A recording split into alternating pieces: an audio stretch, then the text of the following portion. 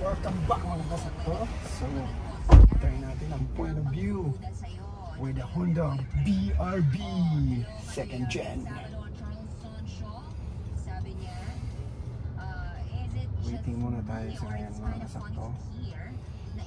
Kasi si Mrs. bumibili na Dunkin Donuts. Dunkin Donuts. Baka pwede pakatain.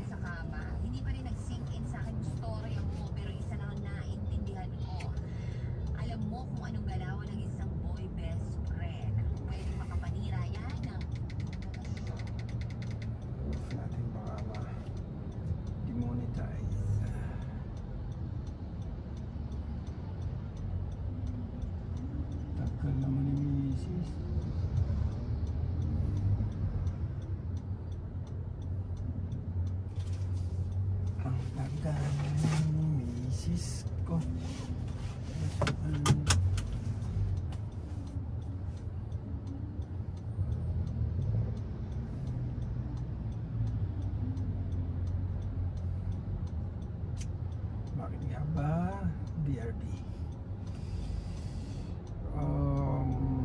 Sa totoo lang mga kasakto, na-try kong mag-test drive ng Veloz, yung top of the line nila. Na-try ko din yung Expander Cross, top of the line as well. Try also Toyota Rush GRS at saka Honda Stargazer. Na-try ko lahat i-test drive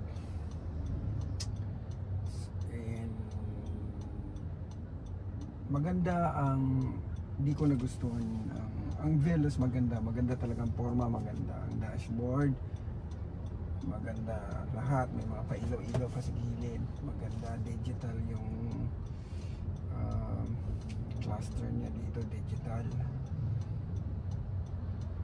Tapos yun, sa lahat kasi na nabanggit ko na test drive ko,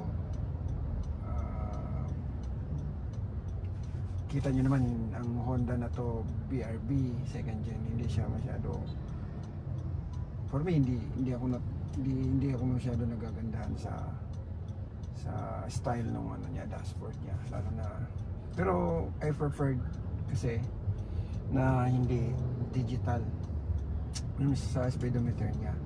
Mas gusto ko kasi yung ganito, yung analog para JDM. Mas prefer ko analog, di ko type yung mga digital. Nagustuhan ko kasi sa lahat ng na-test drive ko na yon, na feel ko yung comfort, yung stability ng sasakyan. Nagustuhan ko yung tunog ng makina, yung ano niya, maganda, yung aircon, lahat maganda, malakas. Ang Stargazer naman, maganda siya, halos yun ang pinagpilian ko, itong dalawa. Yun nga lang, ewan ko, hindi ako sanay sa, hindi naman sa hindi ko type yung forma. Masyado kasi siyang parang advanced, yung egg shape na sinasabi nila. Pero yung top of the line nila maganda yung itsura, maganda talaga. Di ko lang nagustuhan yung ano niya, yung sa way, yung ganito niya manibela design.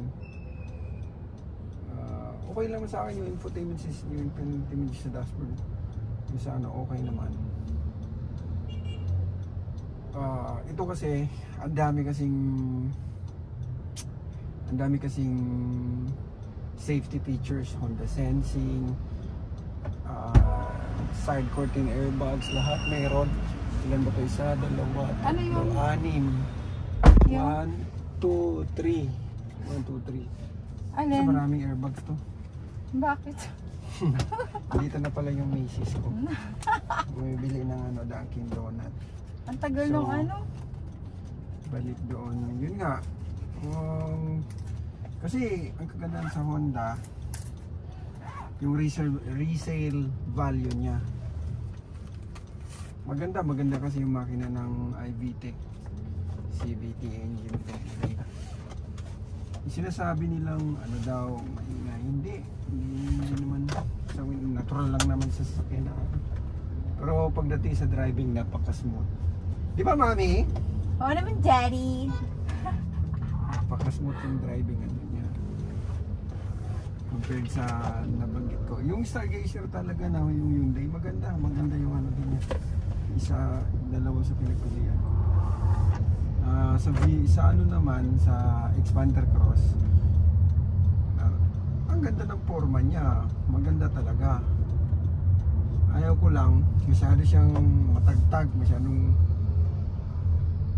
magalaw. At saka pag sinakyan mo ng marami, pag tinry ng pinasakyan ng marami, gumaganon siya, lumulundo siya agad. So kailangan mo pang kapalunin ng rubber. Yung sa Rush naman, kagaya niyan, hindi ko lang nagustuhan. Maganda, mataas yung ano niya, mataas yung ground clearance nito eh. Mas malapad to at mas mahaba.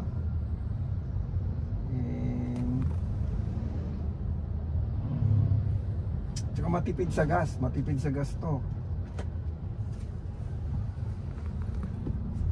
Kasi for safety, kaya namin kinuha yung VX kasi syempre may mga bata kami, may baby, for safety features. Tapos yung misis ko hindi pa naman marunong mag-drive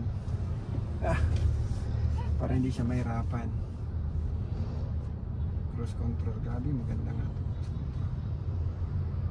So yun lang,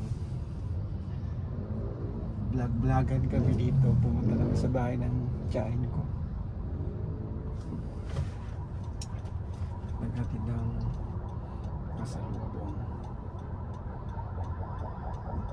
And yun din mga kasakto. I-try nyo rin kung gusto nyo talaga ng family na MPV SUV 7-seater. First time yung bumili na first time ka. Suggest talaga ito, yung Honda BRV. Hindi kayo magsisisi. Sa pinili nyo na. Kasi, pero i-test drive nyo rin yung mga nabanggit kong mga yung nasa segment na katulad nito. Tulad yung Toyota Rush. Try nyo rin kung trip nyo mas mataas ang ground clearance. Malalaman nyo naman mafe-feel nyo pag na-test drive nyo na. Kung matagal na kayong driver, kung ano, kapatid nyo vibration ng ano. Traffic na ano pa? Oo, matraffic na. Alas 4 na kasi.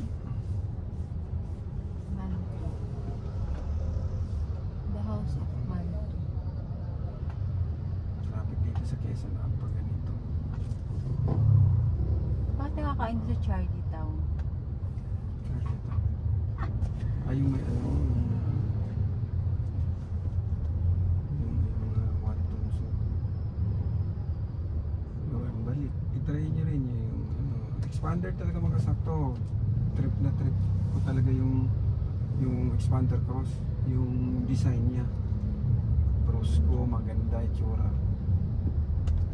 Hindi ko lang nagustuhan. Hindi siya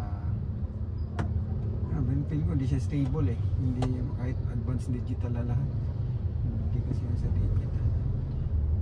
Yung Veloz naman mababa ang ground clearance. Tsaka ano tawag dito, maganda yung tsura, okay yung tsura ng Veloz. Kaso pagdating kasi sa pagdating sa test drive, mas comfort kasi to, comfort yung ano, yung BRB na second gen. May nagsasabi na pangit daw yung leather seat ng ano sa umpisa daw, sa ano matigas daw. Sa umpisa pag bagong bago matigas, medyo matigas talaga siya. Pero pag naano mo na, ay naku, maganda. Mas